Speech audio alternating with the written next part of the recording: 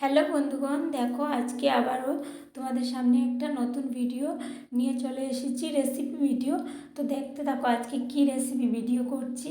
মটরশুঁটি, সয়াবিন, আলু দিয়ে একটা রেসিপি ভিডিও। তো দেখতে থাকো। প্রথমেই দেখিয়ে দিচ্ছি কি কি জিনিস লাগবে, তারপর দেখিয়ে দিচ্ছি আলু তো লাগবে, পেঁয়াজ লাগবে, রসুন, আদা, কাঁচা লঙ্কা সব কিছুই। তো আলুগুলো কি করেছি, এগুলো কিন্তু আলুগুলো ছোট আলুগুলো হলে মানে পুরো গোটা আলুটাই মানে কাঁটা চামচ দিয়ে করতে হয়। আমিও অন্য একটা ইয়েতে দেখেছি, দেখে দেখে করছি।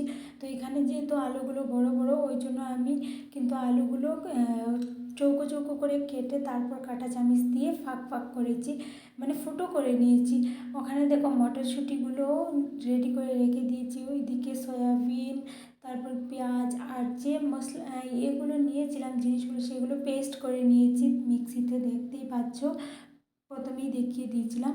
তো দেখো আমি কি করে করছি, এটাও আমি প্রথমবার করছি, এটা আমি দেখেছি। প্রথমে দেখো আলু সয়াবিন একসাথেই ভেজে নিয়েছি। ওটা আলাদা আলাদা করে ভাজলেও হবে, আর যদি একসাথে ভাজতে হয় তাহলেও পারবে। তো দেখো আমি একসাথেই ভেজে নিয়েছি, যেহেতু আমার খুব তাড়াহুড়ো আছে, আমার রান্না বাড়া করতে হলে খুবই তাড়াহুড়ো, ওই জন্য আমি খুব একসাথেই করে নিয়েছি শর্টকাটে। তোমরা চাইলে আলাদা আলাদা করে ভেজে নিতে পারো। তারপর দেখো কড়াইতে তেল দিয়ে, তেলটা আগের থেকে যেহেতু গরম ছিল, ওই জন্য আমি সেই গ্রাইন্ড করে রাখা সব মশলা দিয়ে দিয়েছি, সাথে নুন, হলুদ, যা যা লাগে সব দিয়ে দিয়েছি। যেহেতু আমি এক হাতে ফোন ধরে আবার এক হাতে ইয়ে করছি, ওই জন্য আমি দিয়ে দেখাচ্ছি। তো পরিমাণ মতো আমি দিয়ে দিয়েছি, যা যা লাগে ওইগুলো ভালোভাবে কষাতে হবে। তো কষিয়ে নিয়েছি দেখো। তারপর হলো মেইন যে বিষয়টা হলো, এই যে কষানোর পর আমরা সঙ্গে সঙ্গে জল দিয়ে দিই না, ওটা যতক্ষণ না তেলটা না ছাড়ছে ততক্ষণ পর্যন্তই কষাতে হবে। তখন কিন্তু দারুণ টেস্টি হয়। অনেকেই জানে, আবার অনেকেই দেখেছি অল্প মানে কষানোর পরই দিয়ে দেয়। আচ্ছা, তারপর সামান্য পরিমাণে জল দিয়েছি, দিয়ে তারপর সাথে আমি আলু সয়াবিন ভেজে রাখা সেগুলো দিয়ে দিয়েছি। তারপর ভালো করে এগুলোকে নাড়াচাড়া করে, মানে আলুর আর সয়াবিনের মধ্যে যেভাবে মানে মশলাটা ঢুকে সেইভাবে করেছি, করে ভালোভাবে নাড়াচাড়া করে কিছুক্ষণ তারপরে আমি মটরশুঁটিগুলো দিয়ে দিয়েছি রেডি করে রাখা। মটরশুঁটি কিন্তু আগে থেকে কোনো সেদ্ধ করতে হয় না, মানে ওইগুলো এমনিতেই দিয়ে দিলেই হয়। তো দেখো আমি মটরশুঁটিগুলোই দিয়ে দিয়েছি।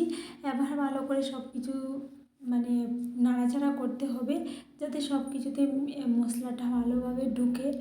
তো দিয়ে দিয়েছি। তারপর দেখো এখন ভালোভাবে কষানো হয়ে গেছে সব কিছু, এখন কিন্তু দিয়ে দিতে হবে জল।